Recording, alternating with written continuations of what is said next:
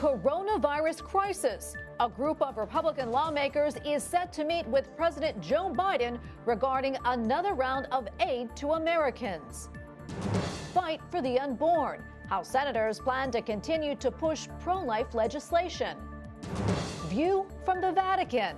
The Holy See's Secretary of State weighs in on a variety of issues. We're in Rome. And prayer and the pandemic. Analysis of a poll examining attitudes of the faithful during the COVID-19 crisis. On EWTN News Nightly for Monday, February 1st, 2021.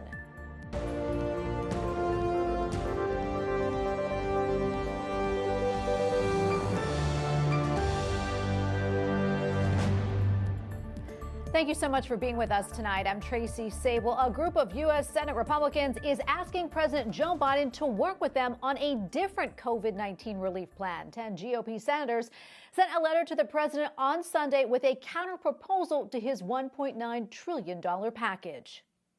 In a letter dated Sunday, 10 GOP senators wrote to President Biden asking for a meeting and the chance to work together on drafting the next COVID-19 relief package. Now the president says he will meet with them this evening at the White House. We've done it 5 times. You know, we've had 5 COVID-19 packages that are entirely bipartisan. Let's do it again, because that's what would be best for the country.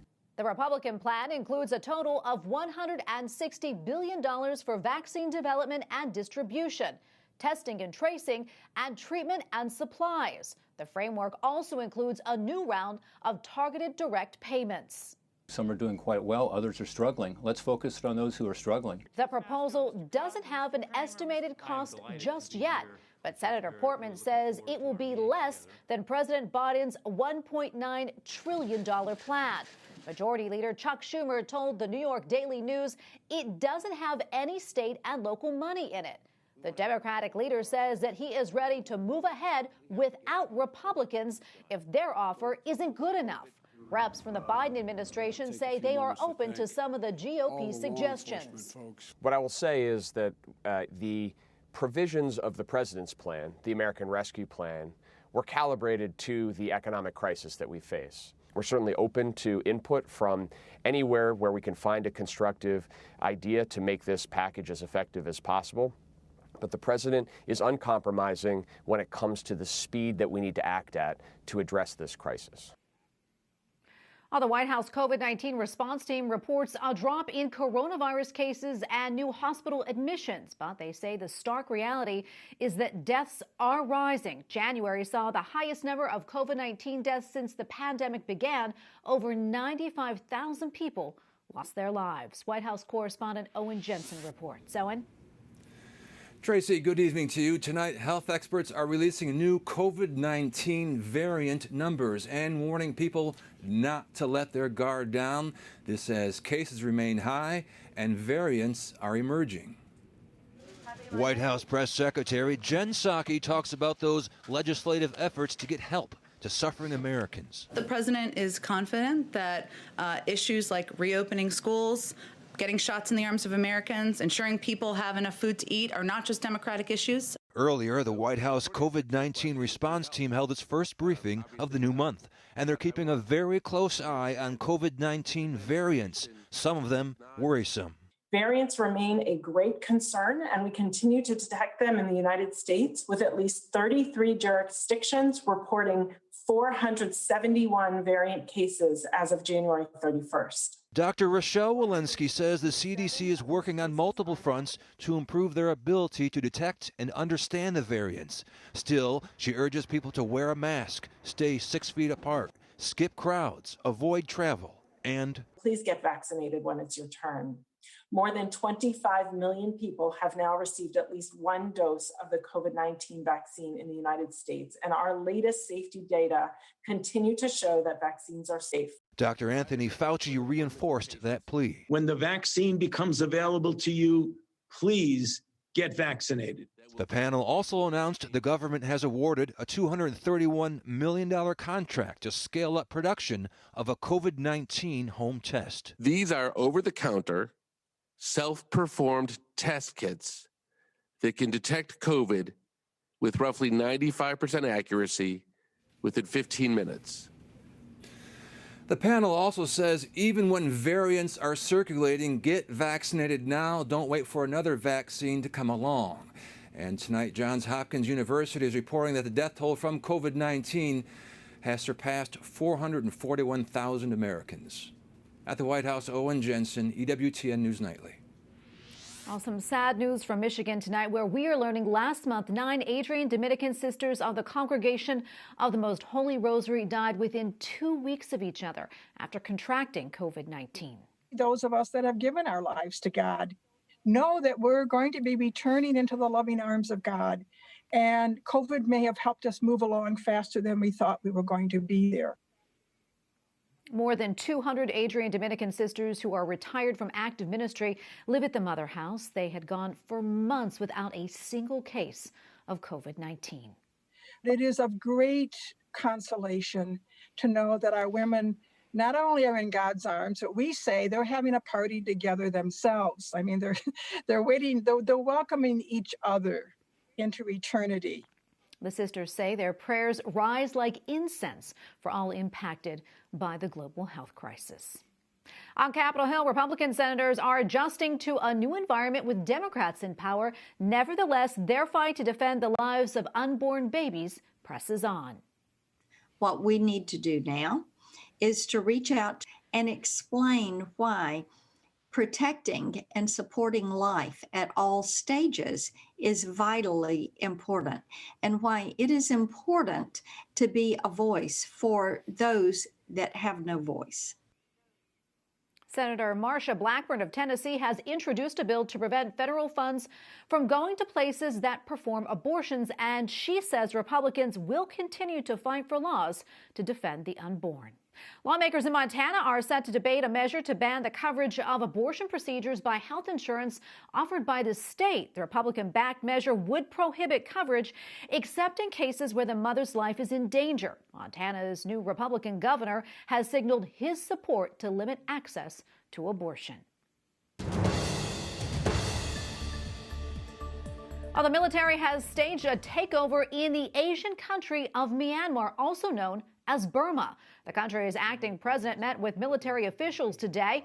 The former civilian leader and other members of her party were arrested over the weekend. The Biden administration is threatening new sanctions on Myanmar. The military says it will take control for 1 year, citing a national emergency. Pope Francis visited the country back in 2017.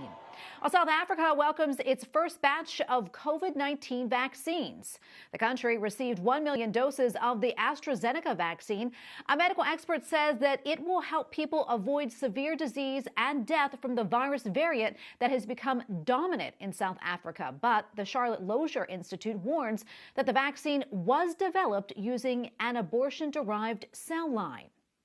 AstraZeneca is expanding production so it can deliver 9 million more doses of the vaccine to the European Union.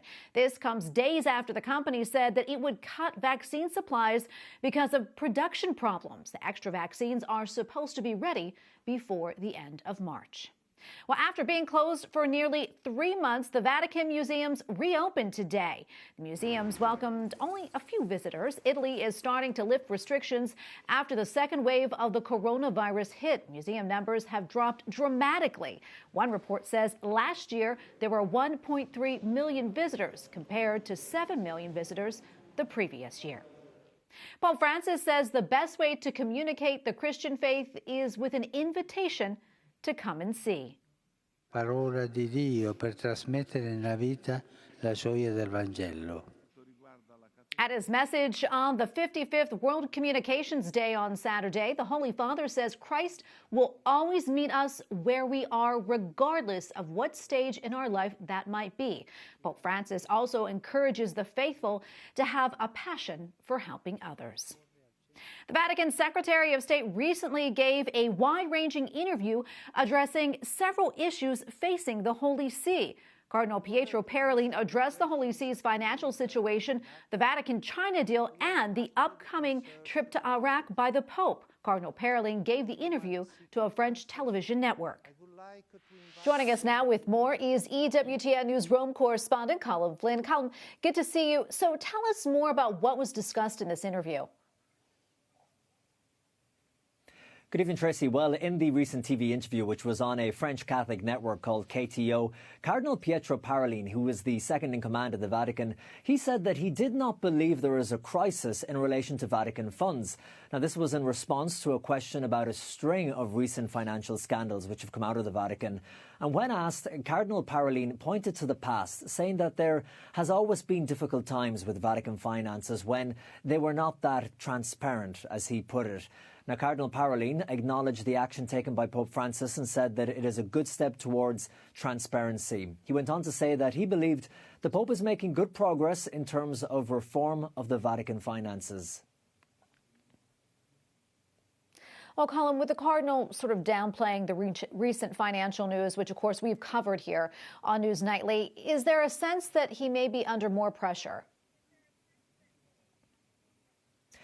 Yes, Tracy, he may be downplaying it, but the evidence of financial misconduct has been mounting over the past number of months to the point where Pope Francis just a month ago intervened and took all financial responsibilities and control of assets away from Cardinal Parolin's administration, and he transferred the power to other Vatican departments. Also, a letter was leaked recently which showed that Cardinal Parolin had requested a loan from the Vatican Bank of €150 million. That was to help pay off an investment in a luxurious property in London, which went on, of course, to cost the Vatican millions. Now, there have been other stories of financial mismanagement at the Vatican. And you may remember in our recent interview with Cardinal George Pell, who was previously in charge of overseeing financial reform at the Vatican, he told me that he couldn't believe the level of incompetence when it came to how the Vatican's finances were handled. And he even suggested criminality could be involved. And on that note, Australian authorities, they're continuing their investigation into a number of money transfers from Vatican City to Australia, which they have deemed to be suspicious. Well, Colm, I also know that Cardinal Parolin also talked about the Vatican-China deal, which was renewed in September. What can you tell us about that? Yes, Tracy, the deal is related to the appointment of bishops in China, and this is something that Cardinal Parolin played a leading role in.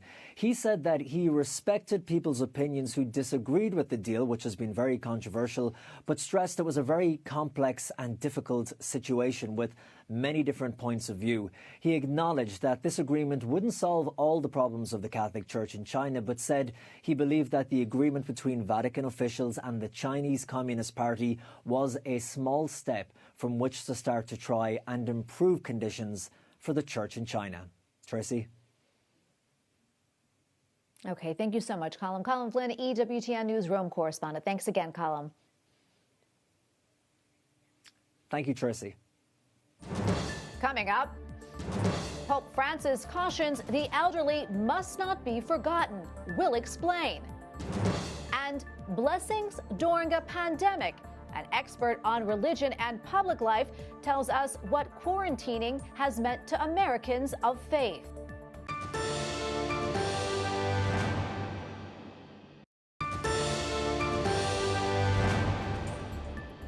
More Americans than people in other advanced economies say COVID-19 has strengthened their religious faith. That is one of the many findings from a newly released survey on the global impact of the pandemic on faith and family bonds. The Pew Research Center survey conducted in the summer of 2020 reveals nearly 3 in 10 Americans, or 28%, report stronger personal faith because of the pandemic and think the religious faith of Americans overall has strengthened. Dr. Neha Sahgal, Associate Director of Research at Pew Research Center, joins me now on Skype to talk more about the study. Dr. Sahgal, welcome, and thank you so much for being here. The survey looked at 14 economically developed countries. How did the results from the U.S. compare to other countries on the subject of strengthening religious faith amid the pandemic?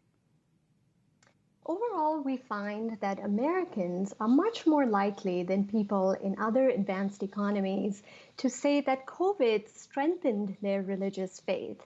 So if I can throw some numbers at you, 28% of Americans say that COVID has in fact strengthened their faith, but that compares with just 10% of people in UK, for example, and even a lower share, in 9% in Japan.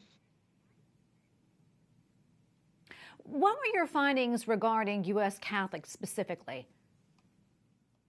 Catholics, about a third of Catholics in the United States say that their faith has strengthened. It's 35% who say they themselves are now experiencing stronger faith as a result of the COVID pandemic. And roughly the same share, roughly 31%, say that fellow Americans are experiencing stronger faith as a result of the pandemic.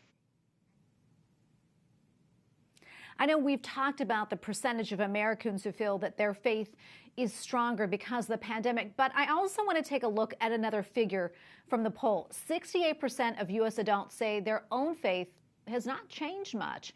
How does this compare with other countries, and what do you think it suggests? Well, I think one thing we have to keep in mind is that in other countries, a much higher share said that their faith is unaffected, and a much lower share said that their faith has strengthened. So I think the finding overall points to the stronger role of religion in American life than in the lives of many people who live in similarly advanced economies in Europe and in Asia. I know that you also looked at family bonds during the pandemic. And what did you find there, and what are some of the takeaways? So we also asked people if they think their bonds with their immediate family has strengthened or weakened or has remained unchanged as a result of the pandemic. And there the findings are quite interesting. About 4 in 10 Americans, 41%, say that their bonds with their immediate family members have in fact strengthened.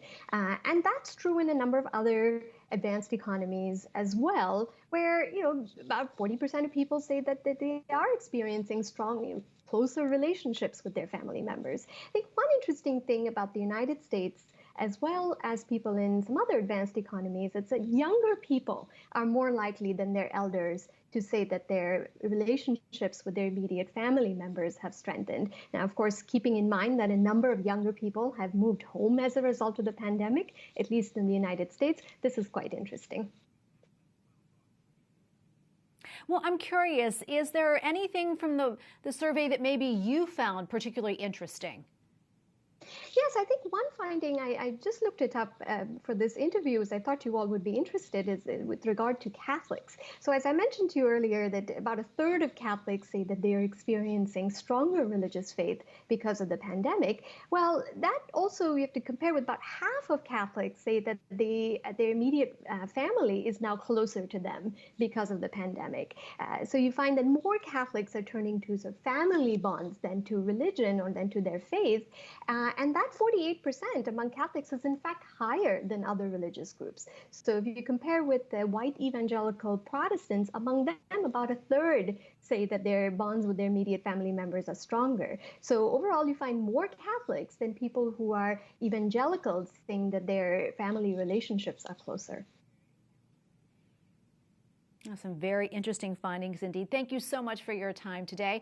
Dr. Neha Sahgal, Associate Director of Research at Pew Research Center. Thank you again. Thank you for having me. Up next, Pope Francis honors grandparents and the elderly. We'll explain.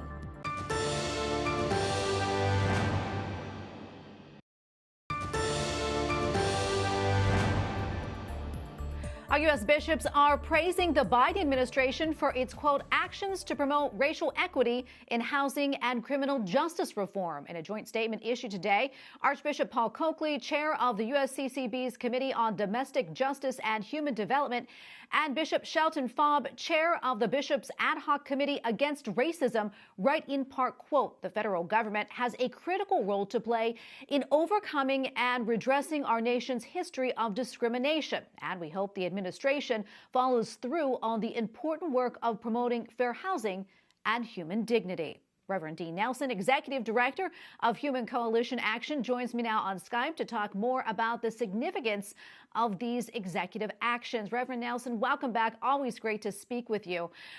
President Joe Biden vowed as a candidate to address issues of racial equity in this country. What's your assessment of what you've seen so far and its potential impact on systemic racism here in the United States? Well, thank you for having me. And I do applaud President Biden for some of the early steps that he has taken. As you mentioned at the top of this news time, we mentioned criminal justice reform, prison reform, and also housing. So those executive orders are good. I want to say, though, that I think we should all be very careful to make sure, because there are only certain limitations that the federal government can do. And my concern is that with some of these executive orders under this administration, the question is, will they continue to push policies that sometimes disregard some of the other important institutions like the family and the church, which provide the foundation for human flourishing? We're completely sometimes will miss the mark if we are unable to help the most vulnerable among us. And these institutions are very important, along with the federal government, to do just that. Yeah, I know we've talked before about the need to protect the unborn and your work for Black preborn lives. What's your reaction to the pro-abortion actions the administration has taken so far, and what would you like to see? You know, I think in many ways it was disappointing, but yet expected, what we saw last week with the Mexico City policy, where it kind of, he reversed those positions. Under the former administration, we saw that they certainly affirmed the sanctity of human life. So I'm concerned that President Biden is missing the mark with regard to his Catholic faith.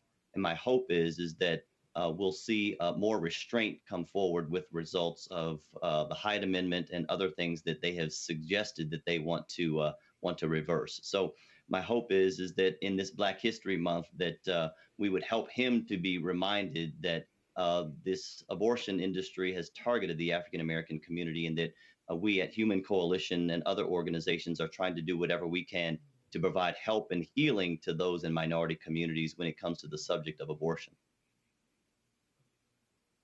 I want to switch gears just a little bit. As we know, Vice President Kamala Harris made history as not only the first woman, but also the first Black person and first South Asian American person to hold that office. And Lloyd Austin becomes the first Black Secretary of Defense. Can we talk about the significance of that, in particular, how it pertains to helping break down barriers in other parts of society?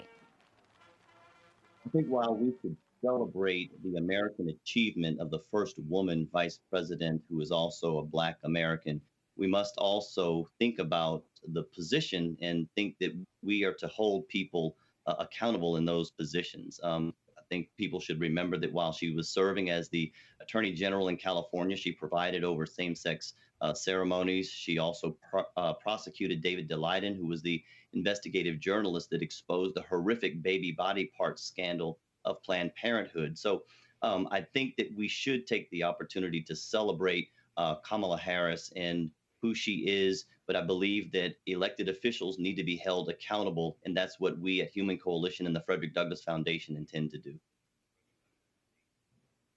Okay, and we're going to leave it right there. Thank you so much, Reverend Dean Nelson. Always appreciate you coming on and getting your analysis. Thank you so much. God bless you. And finally tonight, Pope Francis establishes the World Day for Grandparents and Elderly. Dell'incontro dei nonni con i nipoti.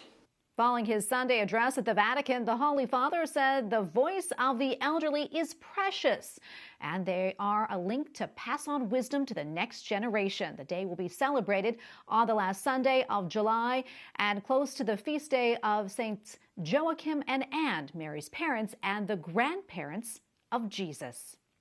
And we thank you for watching tonight. For the entire EWTN News Nightly team, I'm Tracy Sable. Good night and God bless.